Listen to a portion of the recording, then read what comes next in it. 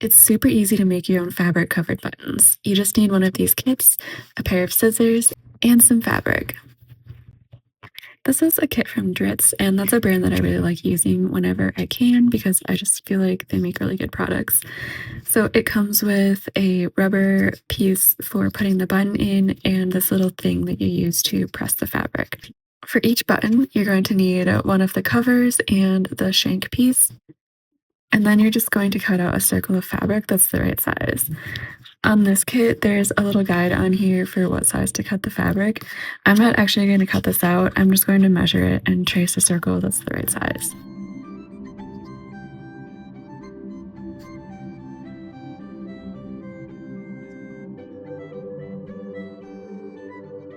So I have my template created and I'm going to place this over the part of the design that I want to use.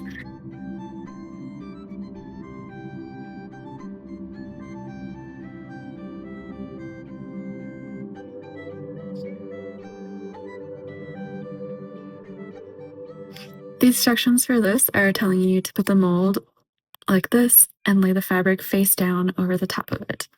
So I'm taking my fabric and laying it face down. And then you're going to take the button face and lay that face down over the top. And then before you put the shank part of the button in, you're going to want to press the fabric around the button so that it's tucked inside.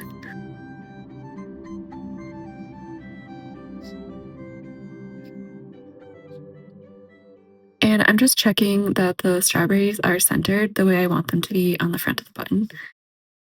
Then I'm folding the fabric in along the back of the button and I'm going to place this over the top.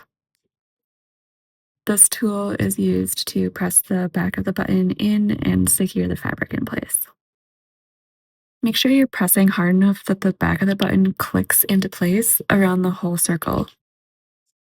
Once it's secure all the way around, you can just pop the button out and it's done.